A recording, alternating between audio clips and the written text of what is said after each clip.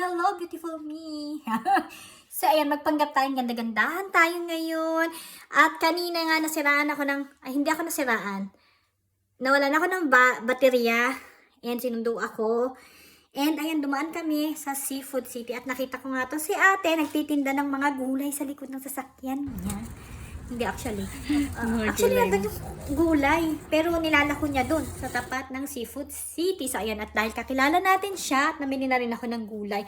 Tamang-tama dahil gusto kong magpakbet. Pinakbet. So, ayan na nga. At kanina kasi lobat ang aking cellphone. So, hindi ko na video yung buong details. Kung saan ko siya nabili, gusto ko sana ipakita yung saan siya. Alam mo yun, nasa America ka na. Tapos nagtitinda ka sa gilid-gilid, parang Pinas. Oh my God, gusto ko yun. Parang ako lang. Alam mo yun, kahit may work siya, nagpa-part-time pa rin siya. Oh, diba? Galing. Para ka nasa Pilipinas pa rin ang style. So, ayun na nga, bumili ako at meron pa akong mga tira here. Yan. Diba? Yan, may mga tira ako. And this one. Ito. Yan, na-chop-chop ko na. At sabi ko nga dahil lobat ako kanina, so hindi ko na dinitalye kung paano ko yan chinap-chop. Siyempre, pag nagluluto ka, marunong ka na mag-chop-chop, diba? Yan, chinap-chop ko na lahat. At, dati, pag nag-video akong gumagawa ako ng pinakbet, hindi pala gumagawa, nagluluto, ano ka ba, Nolens? Okay, nagluluto ako ng pinakbet. Ang lagi kong sahog is langganisa, diba? Meron akong parang na-post dati sa aking channel about that today, hindi lang gunis ang gagamitin ko. Dahil meron akong natira. Nag-ano ako kahapon, nag-pork steak ako kahapon at may natira tayo. So, yan ang gagamitin natin dahil wala akong langgunisa. At ang nakalimutan ko ngayon is bagoong. Oh my God. So, although, dati naman hindi na talaga ako gumagamit ng bagoong sa aking pinakbet.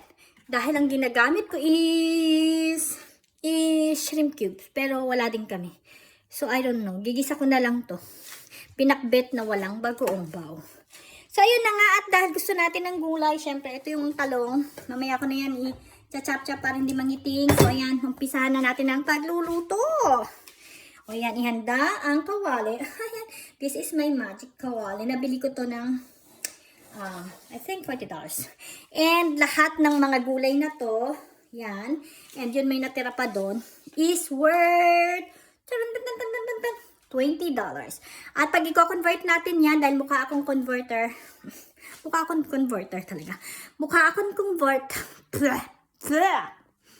Excuse me po. Mukha akong lagi nagko-convert dito. Is $20. Sabihin mo nang nasa 1K? 1K plus, something like that. So, ayun na nga. Kasi hindi ako makamove on sa mga ganon. Kasi nga parang, minsan yung 1,000 mo, budget mo na the whole week. Pero dito, one day mo lang. Hindi nga one day eh. Pang lunch lang namin. Oh my God. So, ayun na nga, start na natin. Bago pa ako maubusan ng boses. So, I will turn on the electric stove. Dahil naka-electric stove kami dito. Ayan. So, turn on na siya. Okay. Diba? Mga social yan. Social. Yan. Hindi. Kasi ano na siya, nalalaglag pa ng aking pantalon. Kasi pumayat ako. Char. Yun na nga. O, diba? Habang inaantay natin, ikukwentuhan ko kayo. Kukwentuhan tayo. Ito, apartment kasi naka-build-in na yung kanilang, ito lahat, naka-build-in na nila yung stove, itong microwave, and the ref. Diba? Ang galing. Kasi, isa yan ang problema kapag mangungupahan ka.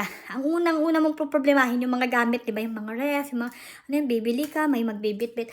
At least ito, pag umalis ka, diba? Ang bibit-bitin mo lang, mga kalat mo, mga damit, at mga sofa, yun. Pwede namang ibenta, or something mas madali siyang i-dispose kasi. So, ang mga pinagbibili ko dito, dahil nasa apartment pa lang naman kasi mga mamurahin. Alam mo naman ako, sanay ako, at mahilig ako sa mamurayta. Yun. Murayta tayo. Huwag tayong bibili ng gamit na mamahalin. Diba? Pag nag-earthquake, tingnan mo yung mga nangyayari sa ibang lugar, diba? Yung nag-invest ka, yun ang realization ko minsan. Diba? Yung nag-invest ka ng mga mamahaling bagay, diba? Tatrabaho ka, na pinaghihirapan mo, ini-invest mo sa mga mamahaling bagay. Tapos, isang click lang na gano'n ng bagsak. Tingnan mo yung, parang, Although, ewan ko sa iba kasi yun naman sila eh. Sa bagay dito sa, yun kasi ang laban dito sa Earth. Dito sa Earth, ang labanan kasi, ganun. Pag wala kang ganun kasi tae ka talaga.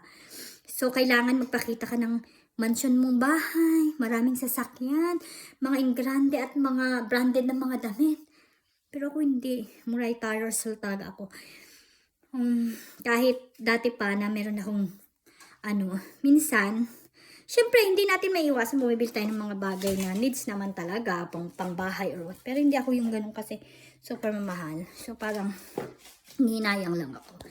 So, might as well talagang i-enjoy mo. Mas, kasi ako mas generous ako kapag, halimbawa, nagbabanding kaming family, bibili ako ng something, bibili ako ng food.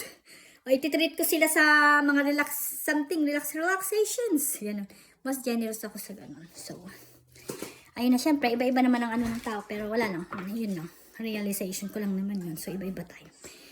Ayun na nga, pagpapatuloy ko na to, ayan, so natagalan na ako sa kadadaldal here, at wala pang nangyayari, so let's see. Let's start this one, okay?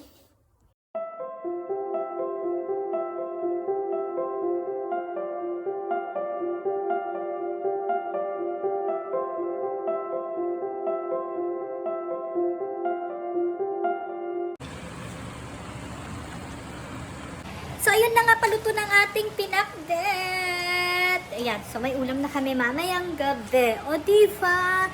Ganun lang kadali yun. Minekos-mekos ko na lang siya. Ayan. Mekos-mekos natin. And, meron na tayong pinakbet for dinner. And, magse-separate ako nito pang babaon ko bukas. O, diba? Kailangan natin ng clean and green. Kailangan natin ng clean and green.